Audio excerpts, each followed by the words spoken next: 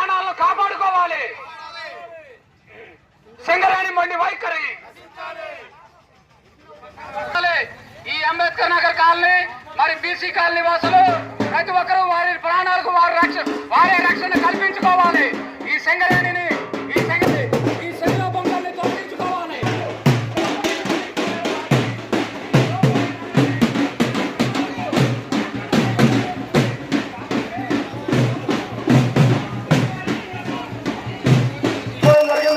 ఏ collector గానీ ఎవరు గానీ వచ్చినా జరా ఒకరోజు ఒక పీఓని గాని ఒక జిఎం గాని ఒక ఎవరైనా జరా ఒకరోజు అంబేద్కర్ నగర్ లో ఉండమని ఏ రావటం లేదు కదా ఎందుకని చెప్పి ప్రశ్నిస్తున్నారు. మీరే చూశారండి ఎంత కాలుష్యం వస్తుందో. చెట్లు ఏ విధమైన పచ్చడి వచ్చిన చెట్లు ఏ విధంగా నల్లగా మారిపోయాయో మీకు తెలుసు. మేము ఒకటే నిర్ణయించుకున్నాం, బీసీ కాలనీ మరి అంబేద్కర్ నగర్ ఇద్దరం కలిసి ఒక నిర్ణయం రావడం జరిగింది. మాకు ఈ శైల పక్కన తీసివేయడం లేకపోతే మా కాలనీ ఈ రెండు కాలనీలు వేరే చోట షిఫ్ట్ చేయడం వల్ల జరిగేంత వరకు కూడా మా దండలని విరమించుకోకూడదని ప్రస్తుతం శాంతియుత ధర్మాన్ని మొదలు పెట్టాము. తర్వాత కార్యాచరణ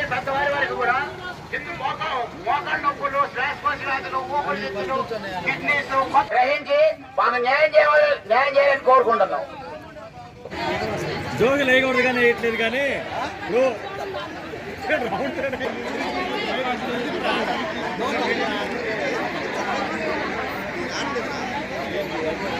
రోజుల తర్వాత కూడా ఎవరు కూడా స్పందించకపోతే సింగరేణి వారు కానీ ఎవరు కానీ తర్వాత మనం అందరం అనుకుని ఒక నిర్ణయం కాదు ఇది ఊరందరూ ఒక నిర్ణయానికి వచ్చి 15 రోజుల వరకు యూత్ వారు కానీ అందరూ కూడా ఇక్కడ కమిటీ వారు ఉంటారు, పెద్దవారు ఉంటారు.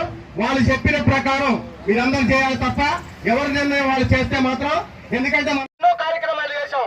ఇప్పుడు 2 సంవత్సరాల నుంచి ఇదే విధంగా చేయటం లేదు. నిన్న కూడా పీఓ గారు వచ్చి మీరే చూశారని ఎంత కాలుష్యం వస్తుందో చెట్లు ఎంచుకున్నాం. బీసీ కాలనీ మరి అంబేద్కర్ నగర్ ఇద్దరం కలిసి వేరే చోట షిఫ్ట్ చేయడం వల్ల జరిగేంత వరకు కూడా అండి. మాది కిష్టారం గ్రామం, అంబేద్కర్ పక్కన బీసీ కాలనీ అండి. మేము గత కొన్ని సంవత్సరాలుగా సింగరేణి కాలుష్యం వల్ల చాలా ఇబ్బంది పడుతున్నామండి. ఇబ్బంది అంటే ఈ రాష్ట్రంలో ఈ జిల్లాలో ఎక్కడా లేని విధంగా మా గ్రామానికి వచ్చినటువంటి కష్టం మరెవరికి రాకూడదండి. చిన్నపిల్లల కానివ్వండి ప్రతి ఒక్కళ్ళు కూడా దుమ్ము ధూళితోటి అనేక ఇబ్బందులు పడుతున్నాం. ఈ ఊర్లో ఉన్న జబ్బులు, ఈ ఊర్లో ఉన్న రోగాలు, ఈ ఊర్లో ఉన్న పేషెంట్లు నియోజకవర్గంలో కాదు రాష్ట్రంలో మరి ఎక్కడా లేరండి. జనం పిట్టల్లా రాలిపోతున్నారు.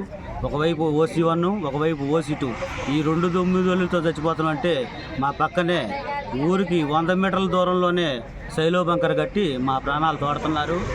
ఈ బంకర్ కట్టే ముందు కనీసం ప్రజలకు మేము చదువుకోలేని అమాయకులు చాలామంది ఉన్నాం.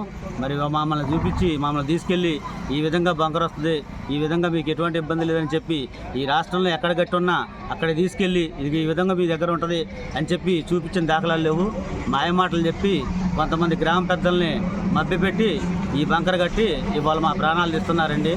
మేము కోరుకునేది ఒకటే, బంకర్ని తీసేయండి, లేదా మమ్మల్ని గతంలో కొన్ని గ్రామాలను తీసి ఖాళీ చేసి వేరే చోట ఇచ్చారు, అదే ప్రకారం మమ్మల్ని కూడా పెట్టండి. మేము కోరుకునేది అదే. మీకు బొగ్గే కావాలి, బంకరే కావాలనుకుంటే మా ప్రాణాలు అయితే ఇవ్వలేము వాటి గురించి. కాబట్టి మేము సేఫ్గా ఉండాలని కోరుకుంటే మీరు బంకర్ తీసేయండి, లేదా మమ్మల్ని వేరే చోటకి తరలించండి. మేము శాంతియుతంగా ధర్నాకు వచ్చున్నాం. ఈ ధర్నాకు మీరు కూడా ఆలోచించి మాకు ఏ విధంగా సహాయ సహకారాలు చేస్తారో చూస్తున్నామని చెప్పి కోరుకుంటున్నాను.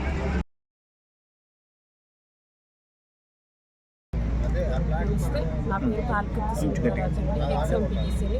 ఇక్కడ కిష్టారంలో సింగరేణి వారు నిర్మించిన శైలో బంకర్ వల్ల మేము చాలా ఇబ్బందులు పడుతున్నాము. దాని నుంచి బొగ్గు లోడింగ్ వల్ల చాలా ఇబ్బందులు అనేవి పడుతున్నాము. అందరికీ చిన్నపిల్లలు మొదలుకుని పెద్దవారి వరకు కూడా శ్వాసకోశ వ్యాధులు, అలాగే దద్దుర్లు, దురదలు అనేక వ్యాధులు వస్తూ ఉన్నాయి. మేము చాలా ఇబ్బంది పడి అధికారుల దగ్గరికి వెళ్ళి చెప్పినప్పుడు వాళ్ళు దీనికి ప్రత్యామ్నాయంగా ఏదో ఒకటి చేస్తామంటున్నామే కానీ తర్వాత 2 రోజుల తర్వాత మళ్ళీ యథావిధిగా వారి పనులు ముగించుకుంటున్నారు. మరలా మేము వెళ్ళినప్పుడు మాత్రమే వచ్చి ఈ ఊరిలో నీళ్ళు, వాటర్ అనేది క్లీన్ చేయడం అనేది జరుగుతుంది.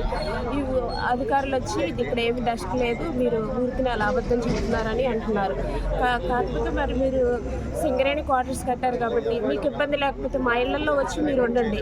మా బాధ ఏంటో అప్పుడు మీకు తెలుస్తుంది. మీ క్వార్టర్స్లో మేము ఉంటాము. అప్పటి వరకు మా బాధలు మీకు తెలియదు కాబట్టి మా ఇళ్లలోకి వచ్చి మీరే ఇక్కడ నివాసం చేసి ఎలా ఉంటుందో మీరే రిపోర్ట్ ఇవ్వండి. కాబట్టి మీరు ఆలోచించి బంకర్ తీసేయడమా లేకపోతే మాకు పునరావాసం కల్పించడమా ఏదైనది మీరు సక్రమంగా ఆలోచించి సరైన నిర్ణయం తీసుకుని మాకు న్యాయం చేయాలని అందరికీ నమస్కారం అండి. మాది కిష్టారం కాలనీ, అంబేద్కర్ కాలనీ అండి. మేము కొన్ని సంవత్సరాల నుంచి కూడా పోలీసులతో బాధపడుతున్నాము. ఈ బంకర్ పెట్టినప్పుడు మాకు అసలు దీని గురించి ఏం తెలియదు. పై అధికారుల వల్ల, ఈ ఊరు పెద్దల వల్ల చాలా మంది నష్టపోయాం. మేము కమ్మూరందరూ కూడా మా ఊరిని పట్టించుకోకుండా వారి ఇష్టానుసారంగా పొలాలు అమ్ముకొని మాకు తెలియకుండానే మా పొలాలు తీసుకొని మా డబ్బులు మాకు ఇచ్చేశారు. కానీ ఇప్పటికీ కూడా ఎవరు ఏం మాట్లాడట్లా. మా ఇంట్లోనే మేము అందరం చాలా పేషెంట్లుగా మారిపోయాం.